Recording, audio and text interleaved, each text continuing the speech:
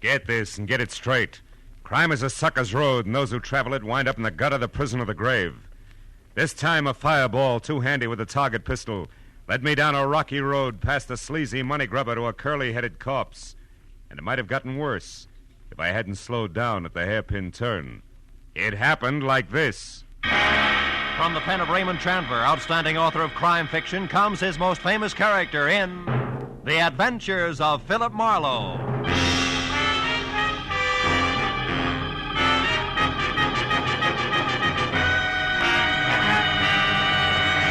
Now, with Gerald Moore, starred as Philip Marlowe, we bring you tonight's exciting story, The Hairpin Turn.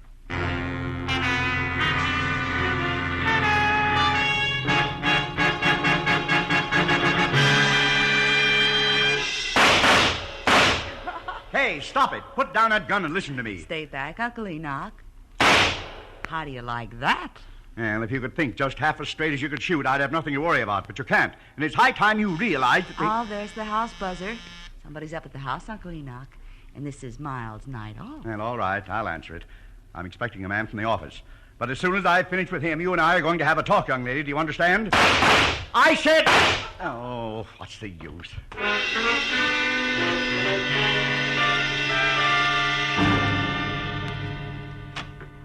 Yes? I'm Philip Marlowe to see Mr. Vanneman, Enoch Vanneman. I have an appointment. Oh, come in, Marlowe. I'm Enoch Vanneman. Oh. Glad you're here. Step this way, will you? We'll talk in the study. Okay, Mr. Vanneman, I thought... Those were pistol shots? Yeah, that's Kay, my niece. Sounds like a squad of Marines. Yeah, she's a champion pistol shot. She's converted one of the garages into a target range. Well, I seem to recall a city ordinance that says... I that know you all about that ordinance, Mr. Marlowe. Save your breath. Oh, just like that, huh? Precisely. Sit down, please. Thanks. Breaking a city ordinance is a perfect example of all the crackpot things that headstrong young fool insists on getting mixed up in. And you want me to get mixed up with the crackpot, huh? Yes, she has no more sense in her choice of male companions than she does in her hobbies. And she's a very rich girl. Now, look, if this is a bodyguarding assignment, Mr. Vanneman, I want to tell Kay you... has been going with a man named Cliff Lace, an unsavory type at least. Professional horse player, I think, and it was quite an affair. Was quite an affair? That's right. She threw Lace over for a new love recently. Fellow I've never met. She's serious, but refuses to tell me anything about him. So? So Cliff Lace doesn't like the idea because, from his standpoint, a very good thing has slipped through his fingers. Oh. He's going to do something about it, huh? And I don't know. But since about the time they broke up, a man's been snooping around the grounds here, Marlowe. Really? He's about 40, short, greasy looking. He has a flabby kind of face with fat lips, and there was a large black mole on the right side of his nose. Hey, I may know that character, Mr. Vanneman. I'll have to check to be sure. Marlowe, I want to know who he is and why he's been hanging around here. Also, I want to find out all there is to know about Kay's new man. Tell me, how old is Kay, Mr. Vanneman? She's 26. That's her picture there. Oh, yeah. Blonde fireball. Look, Mr. Vanneman, if she's 26, maybe her love life is none of your business. It is my business. I'm her guardian, and I'm very fond of her. But she's reckless, stubborn, and erratic. Yeah, well, money's great, but it'll never replace the old-fashioned parent. Well, it's also a big responsibility, you know. No, not firsthand, I don't. It leaves one open to every crooked scheme in the book. Here, look, Marlowe. I've written my personal phone number on this card. You can reach me there privately at any time. All right, Mr. Vanneman, I'll see what I can find out.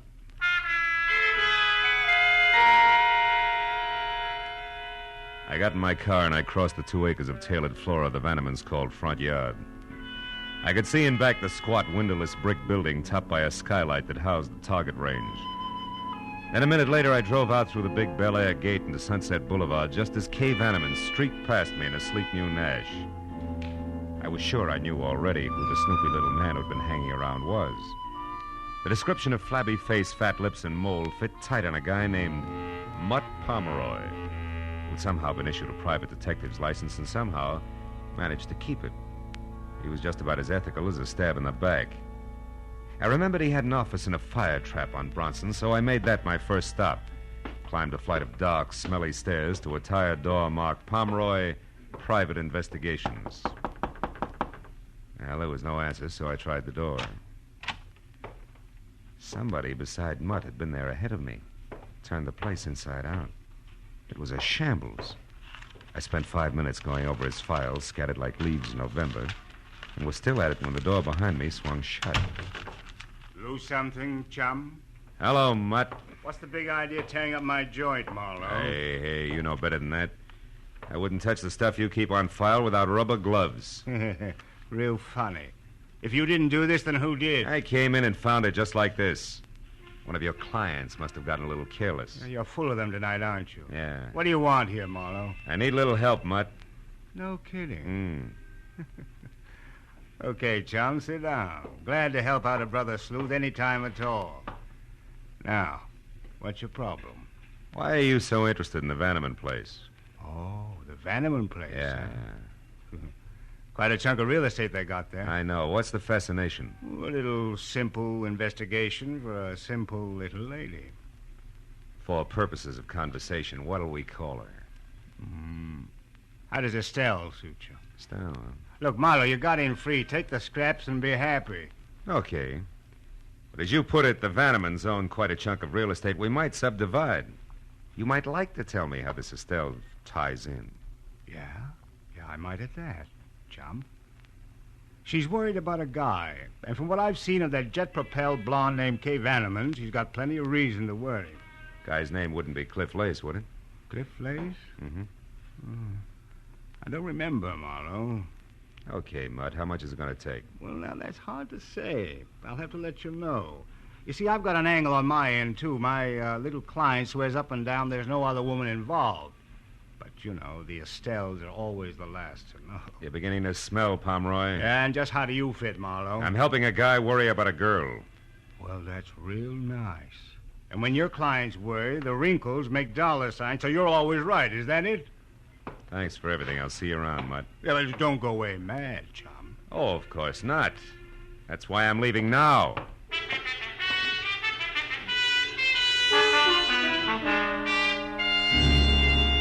It took a friend at the phone company all of 10 minutes to locate Cliff Lace's address for me, which turned out to be a snug bachelor's nest, bungalow style, at the foot of the Hollywood Hills, numbered 4300 Cherimoya. I parked, started for the front door, and on the way, past an open window where the silhouette of a man at a telephone was cut into neat slices by a Venetian blind. Oh, but you better want But his voice came through in one piece, and you couldn't miss it. You see, Estelle, I know almost all about you. Oh, yeah. I got your name earlier tonight from a mutual friend, Mr. Mutt Pomeroy. Yeah, I think it's about time we got together for a little business conference, huh? Now, right there at the plaza in, say, 2 hours. Now, you'll still be registered as Ruth Bridges. Good. Goodbye, Estelle.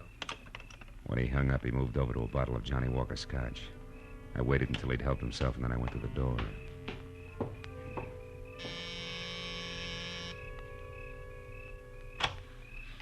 Yeah. My name's Marlowe, Mr. Lace. I'd like to talk to you. What about? Whatever it was you were looking for when you ransacked Mutt Pomeroy's office tonight. Do I come in? Yeah, of course. Thanks. But I'm afraid I don't know what you're talking about. Oh, come on. We both know that's a lie. Let's forget it and go on from there, huh? Just a minute. You a cop? No. But I'll call him at the drop of a hat. Make it easy on yourself. What's Mutt Pomeroy to you? Bag of worms. I want to know who he's working for. The fact that you had to break into his place to get information should let you out, so who is it? What makes you think I'd know? Because you found what you were looking for. What's Estelle's last name, Cliff? You do get around, don't you, Brightboy? Yeah, I do. Only sometimes not fast enough. Look, Buster, why don't you answer the door? Somebody's got his finger caught in the buzzer. Yeah, that's right. Kay, I told you I didn't... I stopped by to deliver something, Cliff. An ultimatum. I'm telling you for the last time... Hold it. We're not alone. I don't care what I have to say to you. I'll shout from the rooftops. We're through, washed up. Now get out of my life and stay out. Kay, please. Good evening, Miss Vanneman. I don't know you, Slim, but keep out of this. Look, darling, don't... Now you listen. I'm in love with Boyce Neely. Really in love this time. I intend to marry him, and I won't have you... Marry Boyce Neely? Oh, don't be ridiculous. Cliff, I'm warning you. Look, you'll get this. You'll never marry Boyce Neely. That's one thing I'm sure of. I know a lot more about him than you do, darling. Believe me. When the time is just right, you're going to hear from me again, but loud. Why, you filthy... If you try to do anything to hurt Boyce and me, Cliff Lace, so help me, I'll kill you. I mean it. Sometimes she's going to throw that temper at me just once too often. Who are you kidding, Lace? Ever see her use a target pistol? Ah, she's too smart to trump her own ace. Don't count on it, mister. No, I'm not worried. Where were we, Marlowe? We were looking for some answers, which I just got. Good night, Lace. Keep your head down.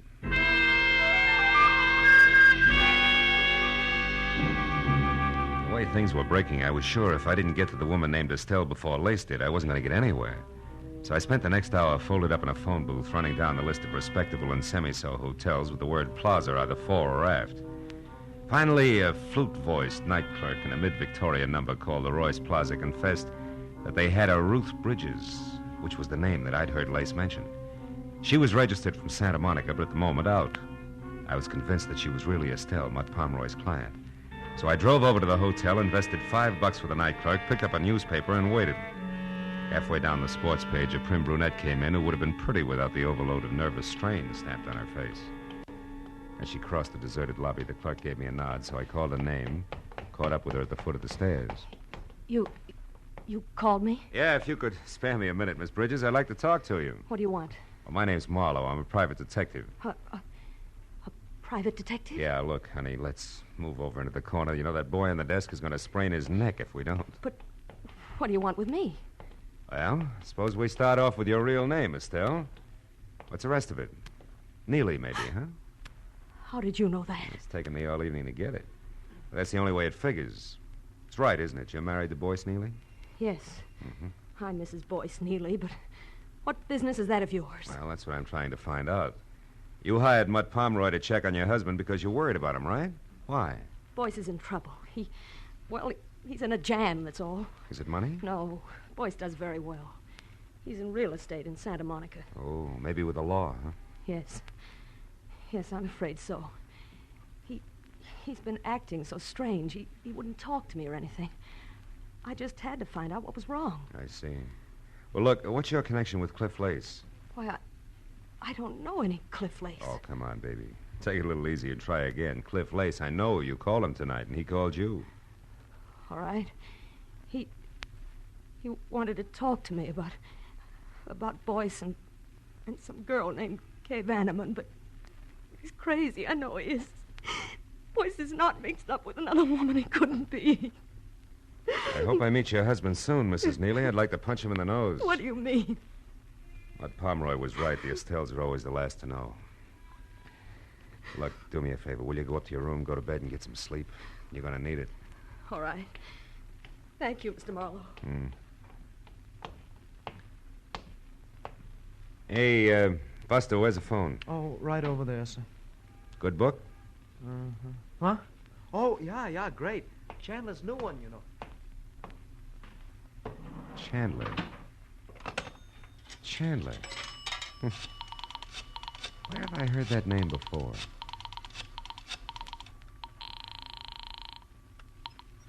Hello? Enoch Vanneman? Marlowe, Mr. Vanneman. Kay there? No, she's not, Marlowe. And listen, I want you to forget whatever else you're doing and find her immediately. Why, what's the matter? She left here about 15 minutes ago in a fury. Where was she going? I don't know for sure. She left shortly after you did tonight. Then she came back about an hour ago. I know. I ran into her. What happened this time? She got a phone call from Cliff Lace. Something was said about him now being in the driver's seat, whatever that means. She was furious. That's not good, Vanneman. Believe me. Well, it's worse than you think. You've got to stop her. Because when she left here, Marlowe, I'm quite sure she had her target pistol with her. I hung up the phone, ran out to my car, and headed back to Cliff Lace's bungalow on Cherimoya. But Kay had a 15-minute head start, and at that hour, in her frame of mind, the drive in from Bel Air was a hop, skip, and a jump. The only hope was in Lace himself being smart enough to know that he'd overplayed his hand. The street was deserted when I pulled in and parked down the hill from the place. When I got to the front door and found it unlocked, I eased it open and went in. The living room was dark, but there was a light on in the bedroom, and I started for it. Before I saw the bulk of a figure leaning against the dark side of the frame. Come on in, chum. Make yourself at home. What are you doing here, Mutt? Easy, Marlowe. There's no hurry. Not now, there's not. School's out, chum. Where's Lace? Inside. It was nice, clean, accurate, and exactly dead center. He never knew what hit him.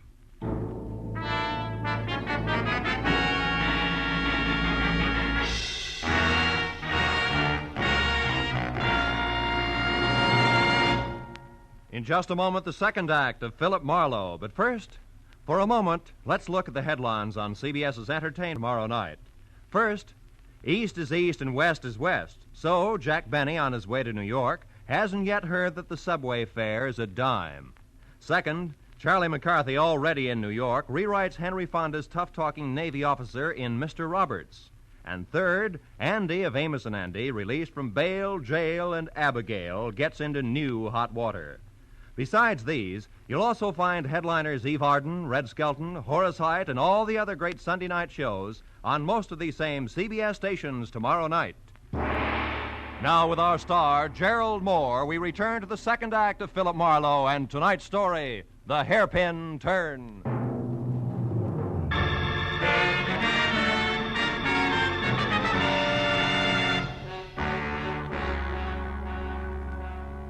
A small, neat hole front and center at his forehead said that Cliff Lace had been shot to death. And everything from jealous motive to target pistol method pointed directly to Kay Vanneman. But that was still a long way from proof, and there was Mutt Pomeroy on hand.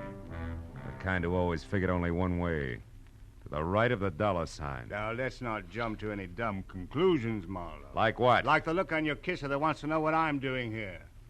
That I can explain.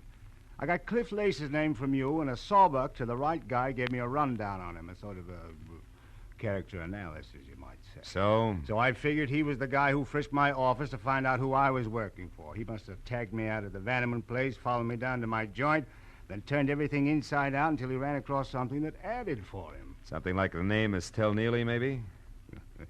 You move fast, don't you, Marlowe? Yeah, when there isn't too much crowding.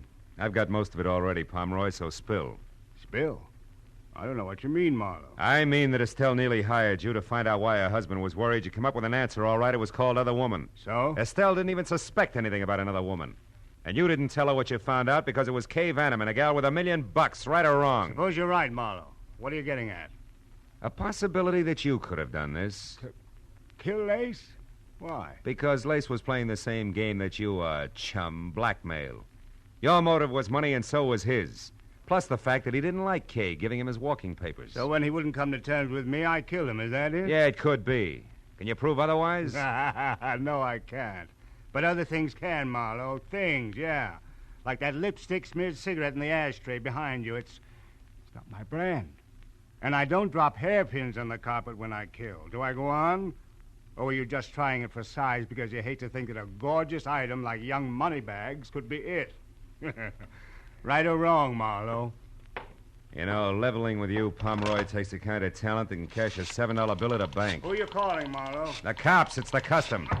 Wait. Look, don't be a sap. What'll that get you? A killer, maybe. Yeah, and from there on a pat on the head, a well done from the law. Get smart, chum. Shielding a murderer is a lot healthier for the bank account than nailing one every time. Get your hand off the phone, Now, Pomeroy. Marlowe, listen. Get it off! Okay, go on, louse it up, Boy Scout. Who knows, maybe some bright day you might even run for alderman, Marlowe. Without your votes, I'm sure. Homicide, Sergeant Becker. Phil Marlowe, Sarge. There's a DOA waiting for you. 4300 Cherimoya. Name's Cliff Lace. Occupation questionable. He was shot. Any idea who did it, Marlowe? Yeah.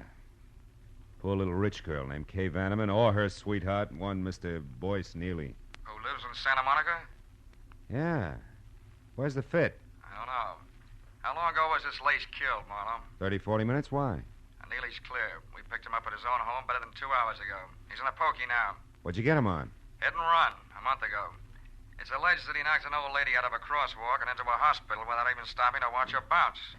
Some anonymous tipster phoned the dope in around 6 tonight. Said the repaint job on Neely's car would prove it. It did. So that just leaves this Vanneman babe, huh? Yeah, I guess so. But you know, Becca, Hey, there's... Marlowe, come here, quick, out in the backyard there. It's Kay Vanneman. I'll call you later, Becca. We got company. Get the lights, Pomeroy, and stay down. Don't worry, Marlowe. The driveway alongside the house is the only way out. All right, watch it from the front. I'll go through the kitchen and out the back door. Play it close. Check. But remember, Pomeroy, nobody gets trigger happy. Don't worry, chum.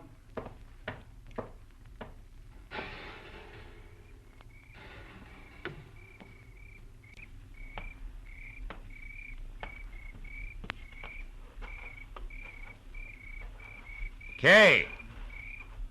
Come on, baby. You're cornered back there. Talk up. Who's that? Philip Marlowe, the guy you saw here with Cliff Lace earlier tonight. I'm also a private detective who's working for your uncle and trying to keep you out of trouble. Now, let's have the target pistol, baby. Come on, throw it in. I can't. I don't have one. Uncle Enoch says different. He told me you left the house with I it. told you I don't have one. All right, come on out. But slowly, hands high, no jokes.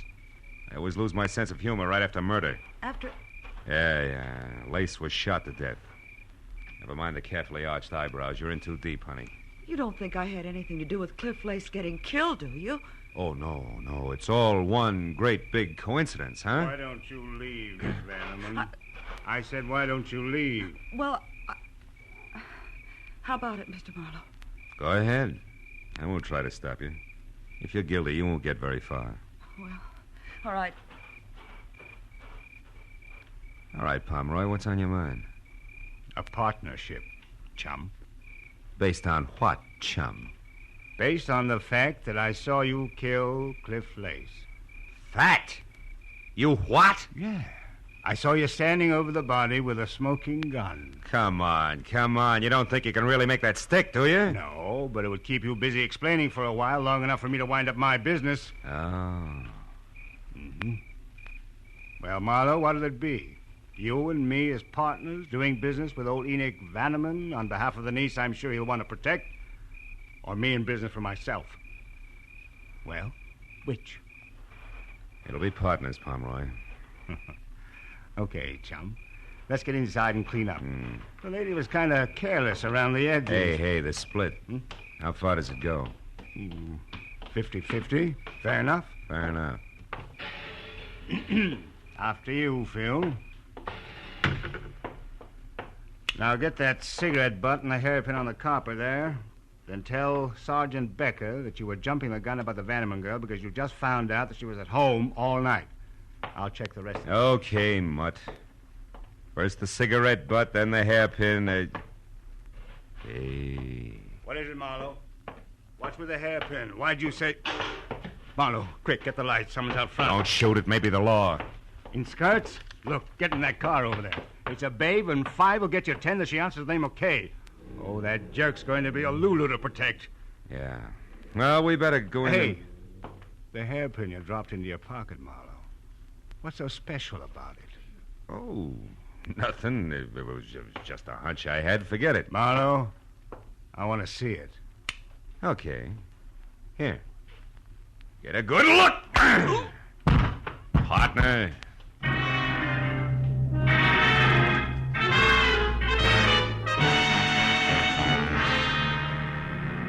It was a fast 20-minute drive back out to Bel Air and the Vanneman place. All the way I worried hard that the hunch I was playing was right and that I was going to be too late to do anything about it.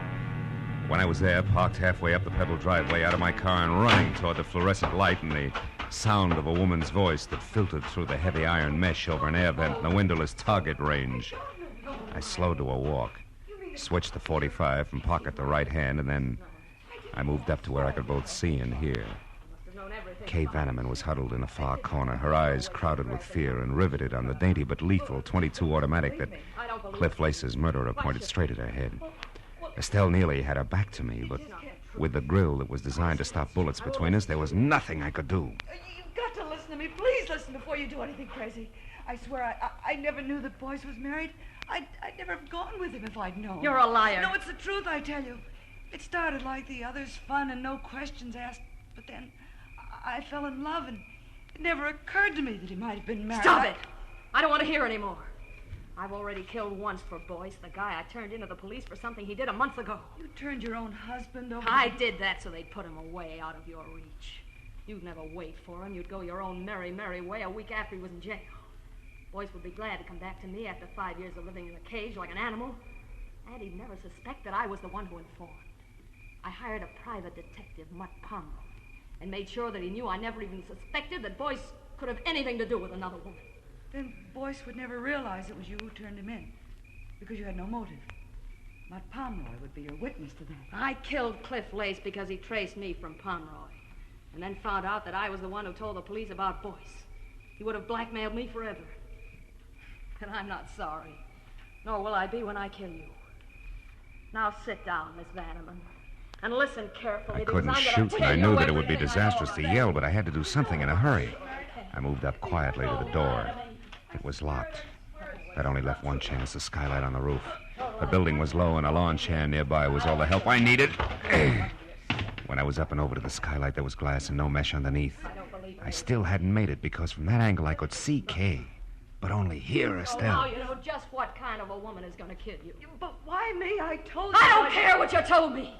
It was you, young and beautiful, that started all this. All this that's almost over now because the other detective, that Marlowe, knows that I killed Lace.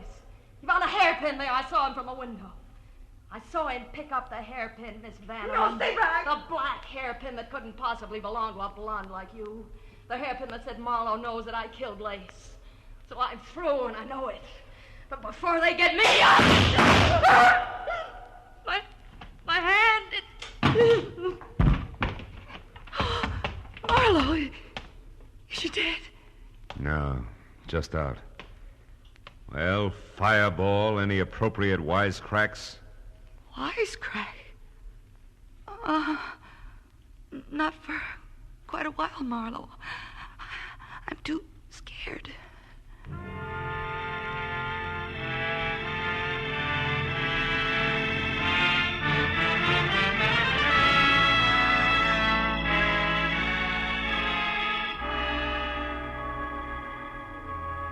Well, it was the usual hour and a half of questions and answers with client, followed by the same questions and answers with police before I finally closed the door on Enoch Vanneman's marble halls and started down past the manicured shrubbery to where I'd left my car. Outside, the night was cold and clear. And as I walked, I looked up at the vastness overhead and wondered why I had the kind of job that made me no more than a houseboy with gun for a rich guy with a badly spoiled niece. But I stopped wondering when I was at my car and no longer alone. I just wanted to say thanks before you left, Phil. I'm going to do my best to stay out of trouble from here on out. You know why? No, why? Because I want to be good enough for the right guy who may come along someday. A guy like you, I mean. Oh? Thanks, Phil. I'm very grateful. Yes, well, my job's all right 9 times out of 10.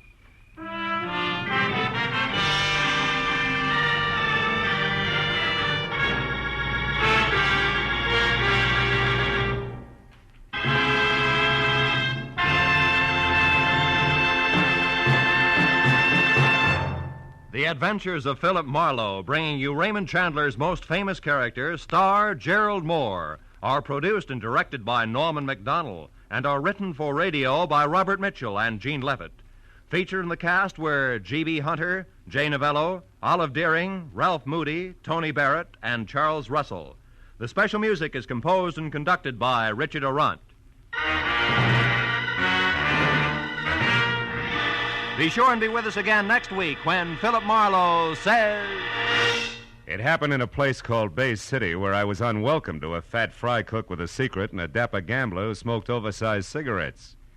But where to the long arm of the law, I was poisoned.